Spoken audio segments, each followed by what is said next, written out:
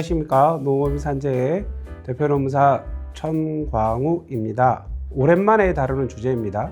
평균 임금이라는 개념에 대해서 한번 이야기를 나눠볼게요. 사실 이 평균 임금이라는 거는 우리가 이제 산재 재해자 이외에도 직장 생활하다 보면 어떤 수당을 산정한다던가 또 퇴직금을 산정한다던가 이럴 때 평균 임금을 들어봤을 거고요. 그런데 어떤 문제가 있냐면은 아무리 산업재해보상보험법을 찾아봐도 평균 임금의 정의는 없습니다. 산업재해보상보험법 정의 규정을 보면은요, 평균 임금은 근로기준법에서 규정하는 바에 따른다. 우리 근로기준법에서 이렇게 돼 있어요. 평균 임금 산정 사유 발생일 이전 3개월 동안에 받은 임금의 총액을 그 기간의 총 일수로 나눈다. 자, 근데 여기서 왜 총 일수라 그랬을까요? 3개월인데 1월부터 12월까지 있는데 이게 뭐 일률적으로 28일, 29일, 30일, 31일 이게 아니죠.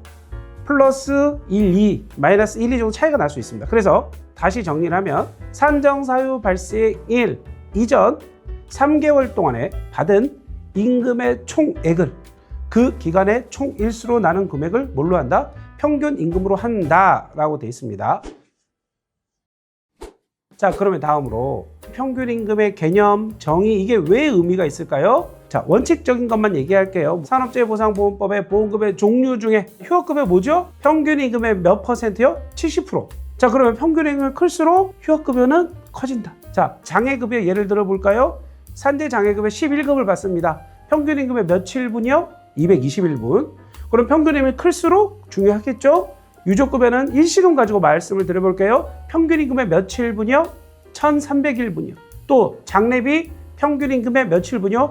121분. 하지만 장례비의 경우는 최고와 최저가 매년 규정이 되죠. 그래서 그거는 그 범위 안에서 휴업급여를 많이 받으려면 임금이 높을수록 좋고 장기간 요양할수록 좋고, 장애급여를 많이 받으려면 장애 등급이 높고 평균 임금이 높고, 자, 장례비를 많이 받으려면 하나밖에 없어요. 평균 임금이 높아야 돼요. 유족급여도 그렇고, 맞죠? 이 네 가지의 보험급여는 평균 임금의 영향을 받겠구나. 자, 그러면은 이제 여기서부터 문제가 생기죠. 첫 번째, 근로 형태가 특이한 사람은 어떻게 할 것인가? 두 번째, 직업병에 걸린 사람은 어떻게 할 것인가?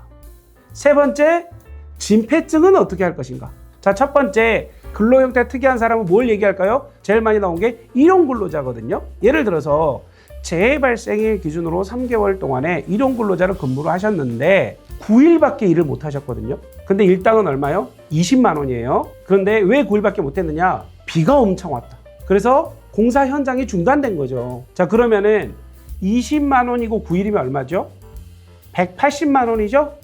근데 90일을 나누죠? 2만 원 나오지 않습니까? 그럼 어때요? 2만 원을 평균으로 해버리면 너무 불리해지죠? 그래서 이런 경우는 어떻게 돼 있냐면은 일당의 0.73, 73%를 인정을 해줍니다. 그래서 20만 원인 경우는 얼마예요? 그러면 14만 6천 원이 이 재근로자의 평균 임금이 되는 거예요.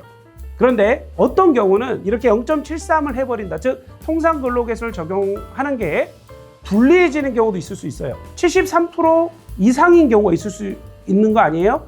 80% 수준. 예를 들어 20만 원이면은 뭐 18만 원이 됐다. 그럼 그걸 해주는 게 유리하잖아요. 자, 이런 경우는 예외적으로 직권에 의해서 혹은 신청에 의해서 통상근로계수를 적용하지 마라 라는 게 있을 수 있습니다.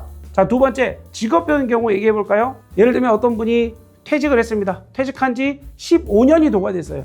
근데 이제서야 폐암에 걸린 거예요.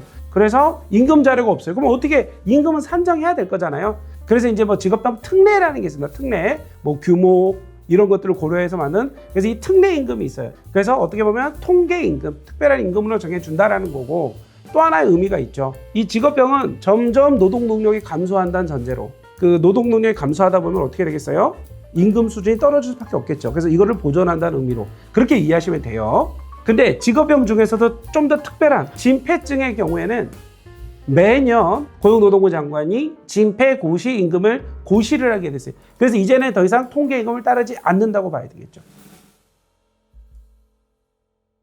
자, 오늘은 평균 임금 얘기를 했는데, 저희가 이제 사건을 하는 사건의 종류 내지는 어떤 고용 형태별로 좀 나눠서 평균 임금의 중요성에 대해서 말씀을 드렸고, 끝으로 혹시 이 영상을 보신 분 중에 나는 다른 농무법인에서 다른 법무법인에서 내지는 내가 직접 사건을 했어요. 그래서 내가 지금 연금을 얼마를 받고 있습니다 하시는 분도 있다면 한번 문의를 주세요. 그러면 저희가 받으시는 보험급여가 적정한 평균 임금인지 내지는 정정할 실익은 없는지를 검토해 드리도록 하겠습니다. 자, 오늘은 오랜만에 평균 임금에 대해서 말씀을 나눴습니다. 고맙습니다.